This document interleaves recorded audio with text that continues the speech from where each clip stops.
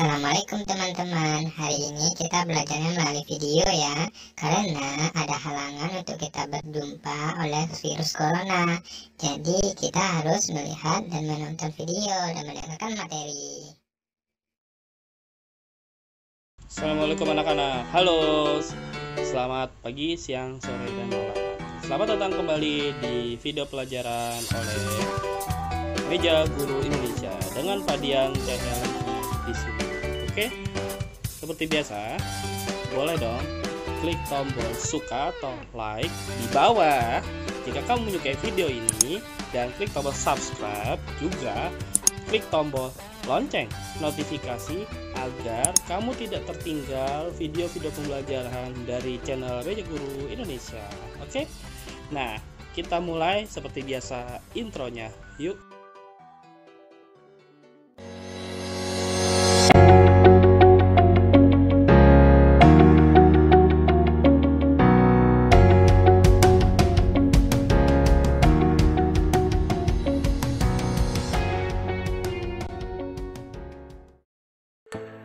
Oke, selamat datang di video pembelajaran Administrasi Infrastruktur Jaringan (AIJ).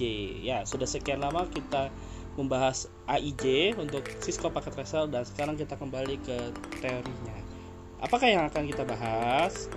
Nah, kita akan membahas di materi sebelumnya, yaitu mengenai VLAN. Di mana dari VLAN ini, yang pertama ada Virtual Local Area Network yang kita bahas pengertian dan lain-lain. Yang kedua di mode port switch VLAN, dan yang ketiga jenis-jenis keanggotaan VLAN. Video jika kamu belum menonton ada di pojok kanan atas di video ini. Boleh jika kalian mau menonton tinggal klik di video di atas agar kamu lebih paham untuk melanjut ke video saat ini. Oke, nah daftar isi untuk video kali ini kita akan belajar tentang manfaat dan fungsi dari VLAN atau Virtual Local Area Network, dan pembahasan VLAN itu tersendiri, ada VLAN ID sampai ke akses control list. Oke, kita mulai pembelajaran yang pertama, yaitu manfaat fungsi VLAN. Yuk kita mulai. Apa itu manfaat atau fungsi VLAN? Manfaat fungsi dari VLAN itu sendiri adalah, nah sebelumnya diketahui bahwa dalam VLAN komputer, server, dan perangkat jaringan lainnya itu terhubung secara tidak nyata atau secara logis, terlepas dari lokasi fisik mereka atau lokasi dari LAN mereka. Ya, jadi ingat, virtual LAN, Virtual Local Area Network. Karena bersifat virtual berarti LAN tersebut tidak nyata. Lanjut, bahkan bukan masalah jika perangkat ini itu tersebar di tempat yang berbeda. Misalnya yang tadinya perangkat tersebut itu berada di ruang tamu nih, lalu kita pindah ke ruang kantor. Nah, dengan memakai VLAN, nantinya akan secara otomatis VLAN yang sama itu tetap diterapkan, yang sudah nanti kita atur. Oke, selanjutnya, karena VLAN itu didapat secara logis atau tidak nyata, maka dikelompokkannya menjadi jaringan virtual yang terpisah-pisah. Tuh, jadi manfaat dari VLAN ini kita bisa membuat beberapa jaringan LAN yang kita pisah-pisah secara virtual atau secara logis atau tidak nyata. Nah, oke.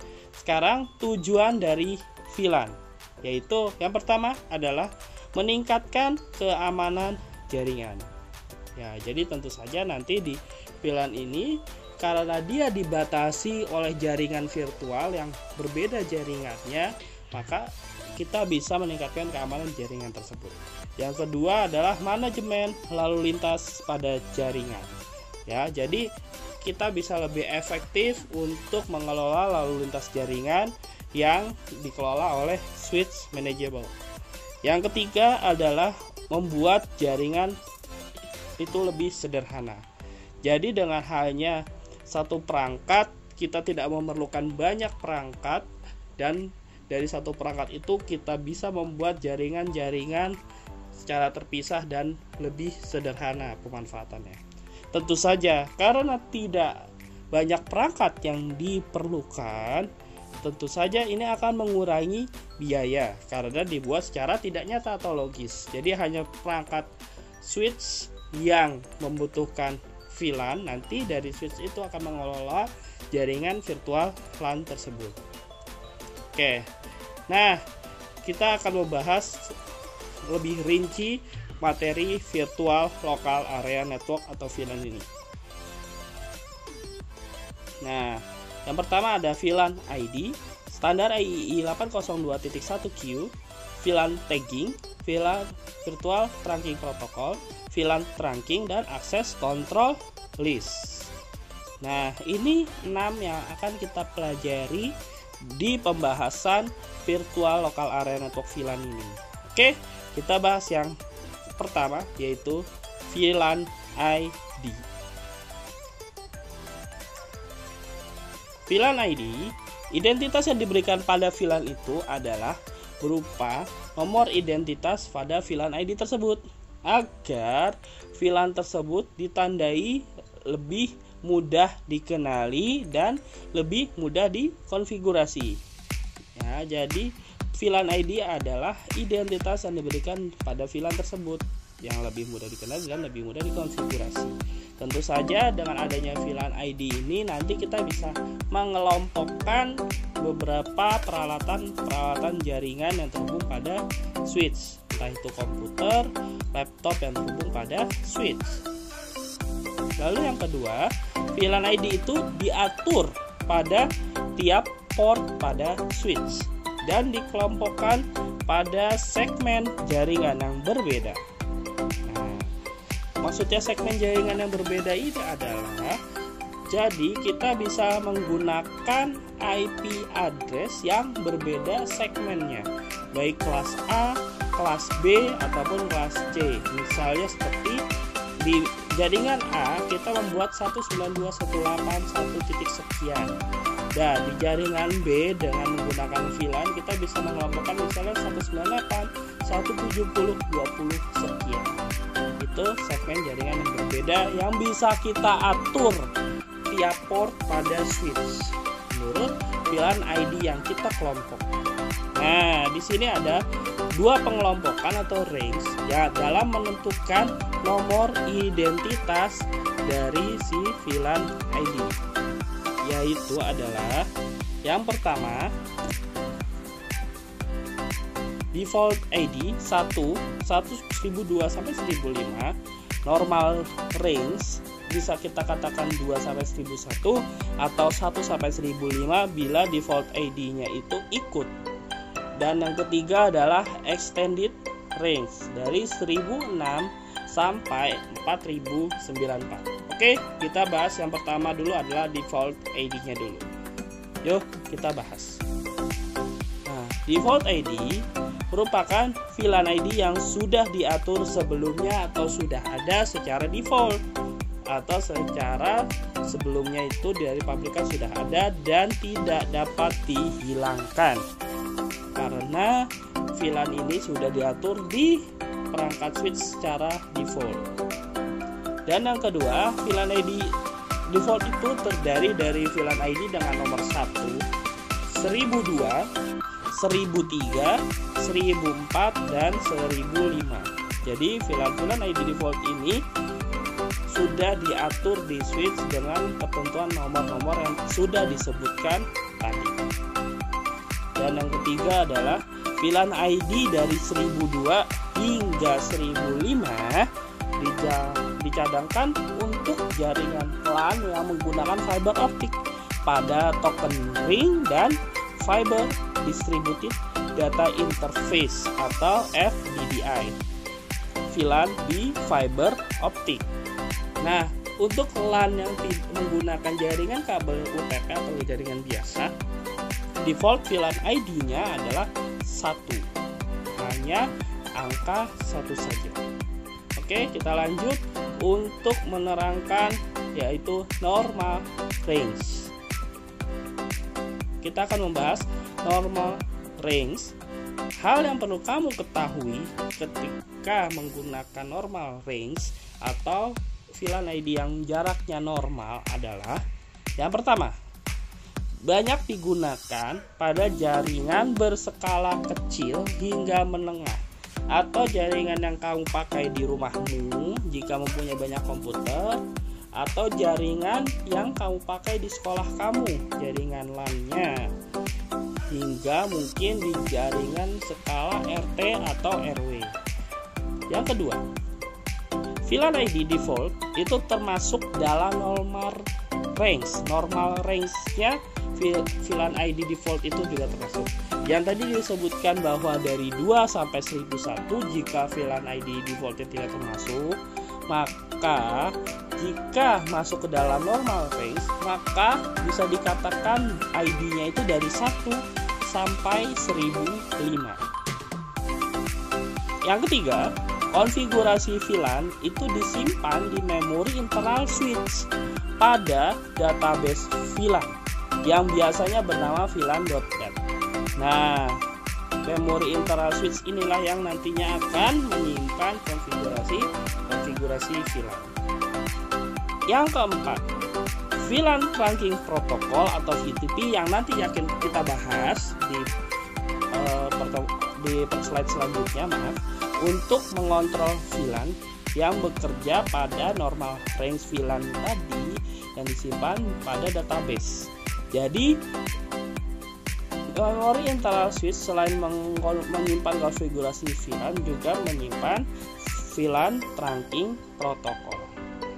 Oke, sekarang kita bahas selanjutnya mengenai extended range, yaitu ID dari 1006 sampai 4094.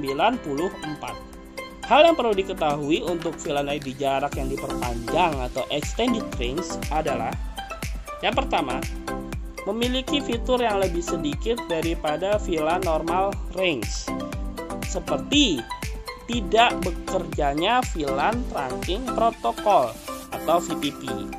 Kalau tadi VLAN Trunking Protocol bekerja pada normal range, namun untuk extended range VTP tidak bekerja pada extended range ini.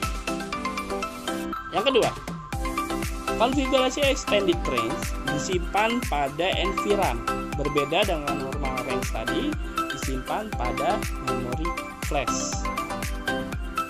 Yang ketiga, para pelaku penyedia layanan atau service provider atau ISP, internet service providernya, dapat memperluas infrastruktur kepada konsumen yang lebih banyak memakai jumlah VLAN-nya yang dipakai lebih dari normal. Nah, extended range ini berarti lebih ke arah jaringan berskala besar. Oke, lanjut kita menjelaskan mengenai standar IEEE 802.1Q.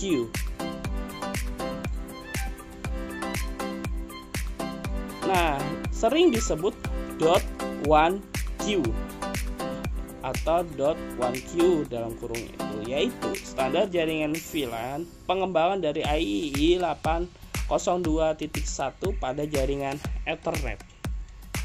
Maka standar ini mendefinisikan sistem VLAN tagging pada frame atau struktur dari VLAN itu atau aliran jaringannya di Ethernet yang digunakan pada switch untuk menangani frame tersebut. Lanjut, biasanya merujuk pada enkapsulasi protokol VLAN di jaringan Ethernet, di mana akan menyematkan angka VLAN atau VLAN ID-nya tersebut yang tadi sudah kita jelaskan di Ethernet frame pada header. Nah, di standar IEEE ini digunakan pada VLAN tagging untuk menjamin bahwa frame tersebut dikirim pada port VLAN yang sama.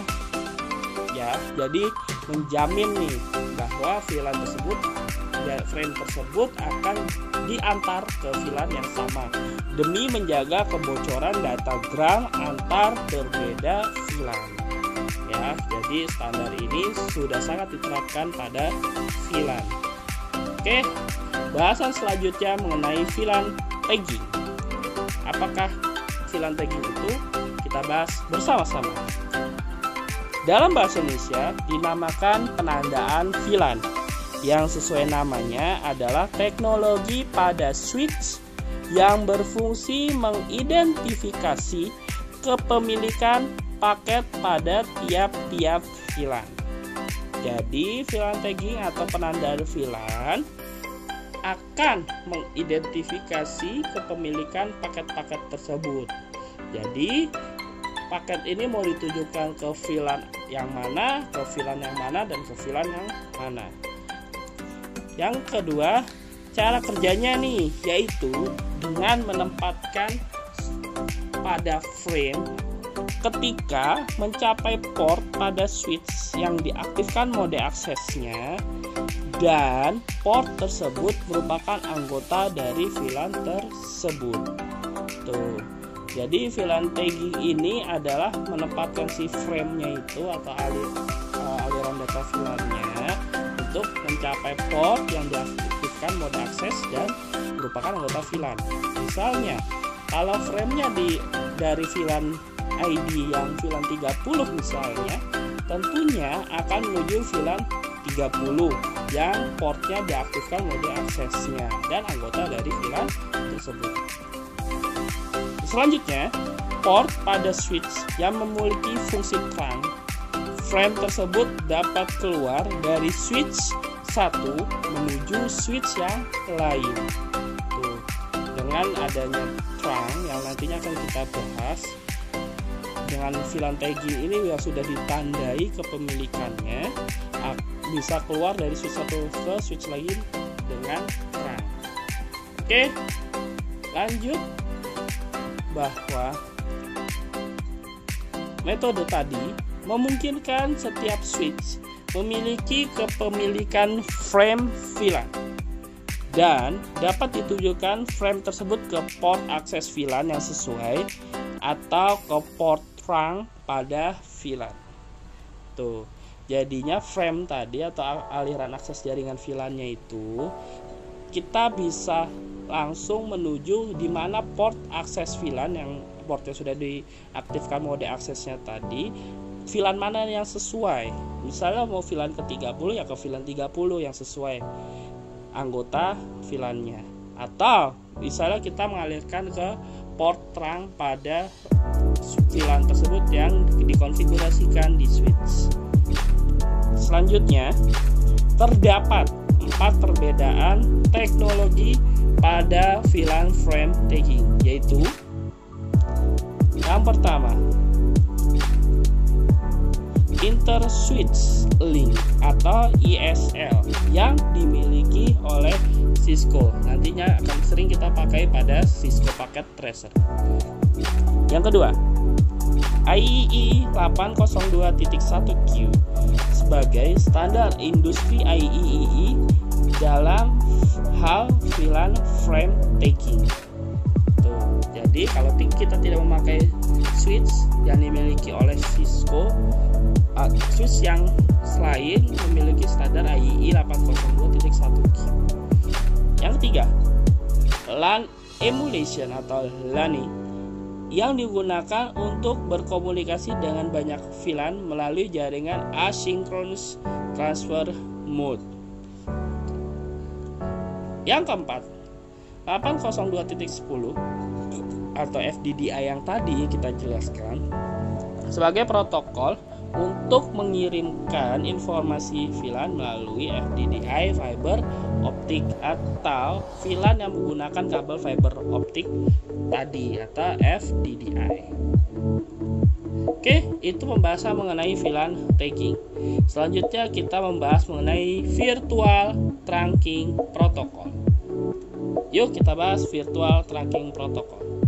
Virtual Trunking Protocol atau disingkat sebagai VTP yaitu suatu teknologi milik Cisco yang memungkinkan antar switch milik Cisco yang saling terhubung dapat saling bertukar informasi konfigurasi VLAN tersebut. Jadi VTP ini cuma dimiliki oleh Cisco saja. Lanjut, sangat berguna ketika kamu membuat suatu VLAN ID lengkap dengan namanya. Jadi VLAN ID kamu sudah diberi nama pada salah satu switchnya. Nah, switch yang terhubung akan secara otomatis membuat VLAN ID tersebut beserta namanya. Jadi dia akan mengcopy paste. Lanjut untuk virtual tracking protocol. Selanjutnya, ketika salah satu switch dirubah konfigurasi VLAN-nya seperti menambah, mengedit, menghapus salah satu VLAN, maka VTP akan membuat switch-switch lain melakukan sinkronisasi pada konfigurasi VLAN lainnya. Jadi lebih kita gunakan secara otomatis. Nah, terdapat 3 mode virtual trunking protokol pada switch. Yang pertama adalah mode VTP server. Yang kedua mode VTP client. Yang ketiga mode VTP transparent. Nah, di mana kamu harus mengatur salah satu switch menjadi mode server atau lainnya menjadi mode client. Nah, penjelasan mode-modenya adalah sebagai berikut. Yang pertama adalah mode VTP server ini menjadi tempat kamu untuk mengkonfigurasi VLAN yang nantinya akan menyinkronisasi ke switch client yang lain. Jadi kalau kamu mengkonfigurasi VLAN cukup di VTP server menggunakan virtual tracking protocol. Nantinya switch yang lain akan sinkronisasi dengan cara mengaktifkan mode VTP client. Nah, mode VTP client ini mengkonfigurasi VLAN akan mensinkron atau berubah secara otomatis terhadap VTP server. Nah, mode ini juga tidak dapat diubah konfigurasi VLAN-nya.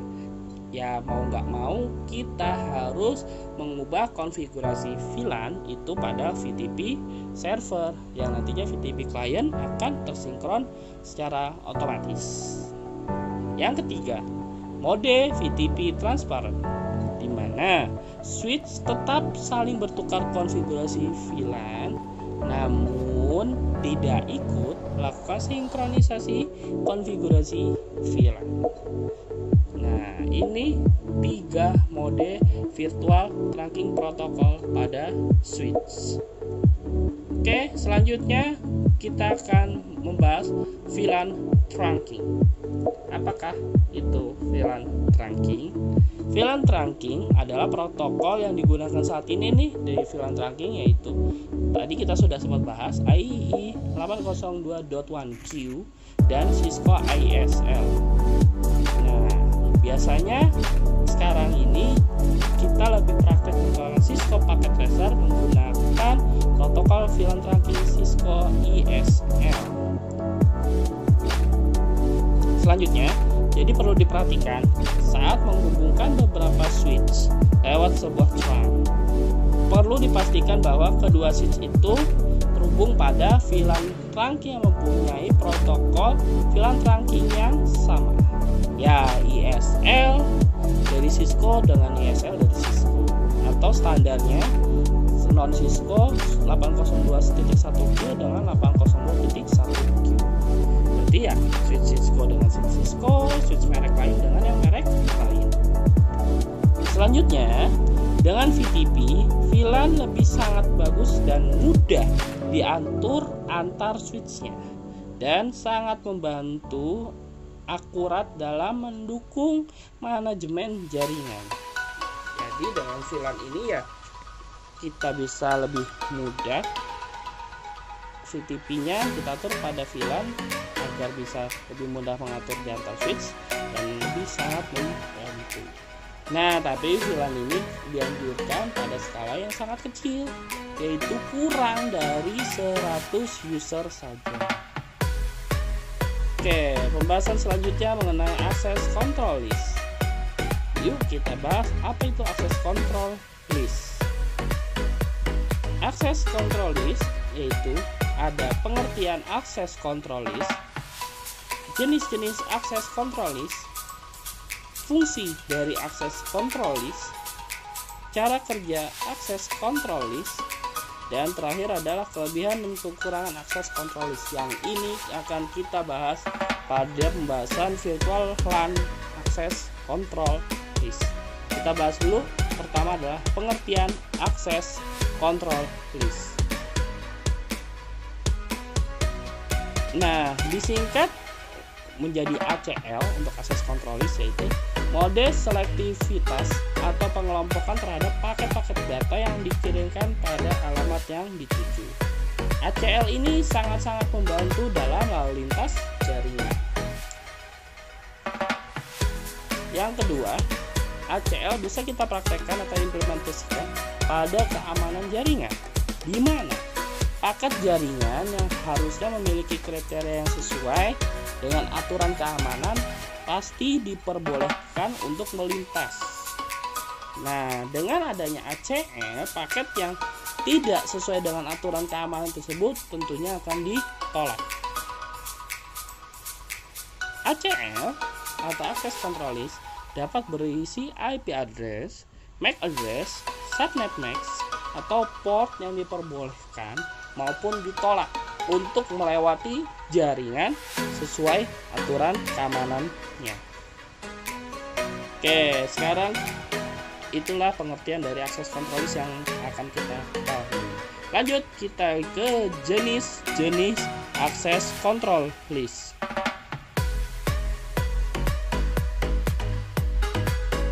Satu, standar access control list, yaitu adalah ACL yang paling sederhana dengan menyaring alamat sumber baik IP maupun host di dalam paket yang akan dikirimkan. Penyaringan access control list jenis ini menggunakan protokol TCP atau UDP atau menggunakan nomor port. Namun sayangnya standar access control list ini hanya mampu mengizinkan atau menolak paket berdasarkan alamat sumbernya saja, tidak bisa menggunakan alamat tujuan. Yang kedua adalah Extended Access Control List. Dibandingin standar ACL, Extended Access Control List ini memberikan tingkat keamanan yang lebih baik dengan melakukan penyaringan alamat sumber dengan alamat tujuan. Bahkan, admin dari jaringan sendiri pun dapat menyaring lebih rinci, seperti selain protokol dan port pada alamat, kita juga bisa menyaring user atau pengguna, host, bahkan layanan pada host tertentu dengan menggunakan Extended Access Control List. Oke, itulah jenis-jenis Access Control List. Dan yang ketiga adalah fungsi dari Access Control List. Yang pertama, membatasi trafik jaringan untuk meningkatkan kinerja jaringan. Tentu saja trafik jaringan dengan access control list jadi tidak terlalu penuh atau padat. Yang kedua adalah mengatur jalur trafik seperti menghentikan update dari routing untuk menghemat bandwidth. Jadi nanti ketika kita belajar routing, di dynamic routing akan si trafik juga ada mengupdate atau memperbarui data routingnya. Jadi dengan access control list kita bisa mengatur jalur trafik tersebut. Yang ketiga, dapat mengontrol area klien mana saja untuk mendapatkan akses jaringan. Misalnya area klien ini hanya membutuhkan internet atau area klien ini tidak membutuhkan internet. Yang keempat adalah dapat memberikan hak akses keamanan dalam jaringan. Jadi hak akses ini kita bisa kontrol menggunakan access control list. Dan yang kelima, memutuskan atau memblokir trafik melalui antarmuka router ataupun antarmuka switch. Antarmuka itu adalah interface. Oke, itu adalah fungsi-fungsi dari access control list. Yang keempat adalah cara kerja access control list. Bagaimana cara kerja access control list? Simak baik-baik. Prinsip dasar cara kerja access control list adalah Yang pertama, mencocokkan setiap paket yang akan dikirimkan dengan informasi yang telah dipetakan sebelumnya dalam daftar akses. Misalnya kita tidak mau membuka situs YouTube misalnya. Nah, nanti paket-paket yang akan mengakses YouTube itu apakah diizinkan atau tidak tergantung dari daftar akses yang kita petakan sebelumnya. Yang kedua, jika paket yang dikirim sesuai dengan kriteria dalam daftar akses, maka paket tersebut akan diizinkan atau permit untuk melewati router dan diteruskan ke alamat tujuannya. Jadi kalau misalnya pada area ini diperbolehkan akses YouTube, diizinkan, berarti paket tersebut akan diteruskan ke alamat YouTube. Namun jika paket yang dikirimkan tadi sesuai kriteria pada dalam daftar akses tadi nih, maka paket tersebut langsung ditolak. Akibatnya, misalnya YouTube misalnya di filter daftar aksesnya itu tidak bisa diakses, ya berarti langsung ditolak. Di halaman browser akan tulisannya memang akses tidak ditemukan. Nah, itulah cara kerja dari akses control list. Dan yang kelima adalah kelebihan dan kekurangan akses control list. Nah, kelebihan-kelebihan dari akses control list yaitu yang pertama adalah keamanan yang lebih baik untuk setiap komputer dan server. Tentu saja karena ada proses penyaringan tadi, keamanan jaringan pun lebih baik. Yang kedua, mengatur jalur komunikasi jaringan menggunakan teknik routing dan VLAN. Jadi keamanannya sudah lebih baik, jalur komunikasinya pun lebih efektif. Dan yang terakhir adalah jalur komunikasi yang terdefinisi pada daftar akses yang tadi. Jika disetujui atau sesuai, ya disetujui, berarti akses tersebut diberikan. Jika tidak sesuai, maka ya tidak disetujui atau ditolak. Itulah kelebihan dari akses control list. Berikut adalah kekurangan dari akses control list. Yang pertama adalah keamanan yang baik untuk setiap komputer.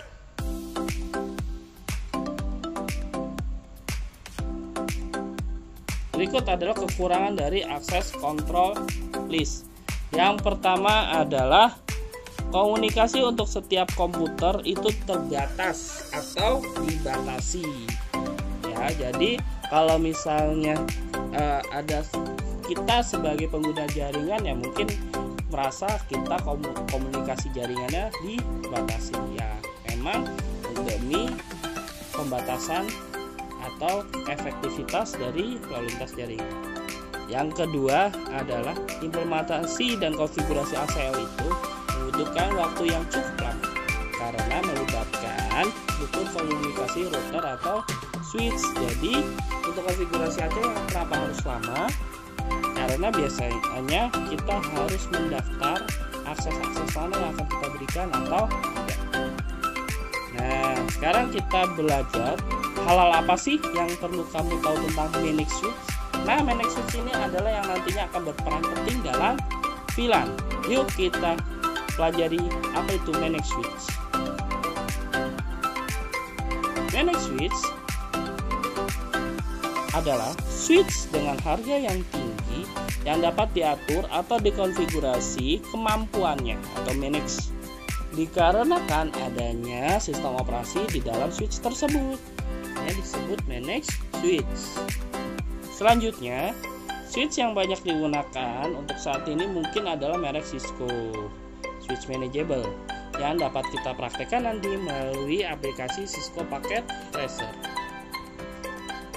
Selanjutnya, switch yang harganya lebih murah ini tidak dapat dikonfigurasi, alias kita tinggal colok saja atau yang dinamakan dengan switch unmanageable. Jadi switch itu tidak dapat dikonfigurasi. Oke, selanjutnya dari fungsi manage switch ini untuk meningkatkan keamanan pada sebuah jaringan lokal atau jaringan LAN. Dan biasanya dipakai juga di perusahaan besar untuk jaringan besar mereka. Jadi manage switch-nya itu lebih ke dan hanya manage switch yang digunakan untuk pembuatan VLAN ini. Jadi untuk unmanaged switch itu tidak digunakan dalam VLAN. Tidak hanya itu, switch manageable atau managed switch tidak mampu menghubungkan antar jaringan LAN dan juga mengatasi collision atau tabrakan dari lalu lintas jaringan. Oke, ini adalah video dari channel saya. Jika belum nonton, ada di pojok kanan atas ya, bisa kamu tonton di channel Rupa-Rupa Tekno Meja Guru Indonesia. Nah, untuk video ini bisa kamu tonton di pojok kanan atas. Oke.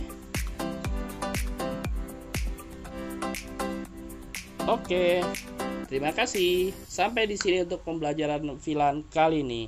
Wassalamualaikum warahmatullahi wabarakatuh. Sampai jumpa ketemu di video pembelajaran episode selanjutnya. Bye.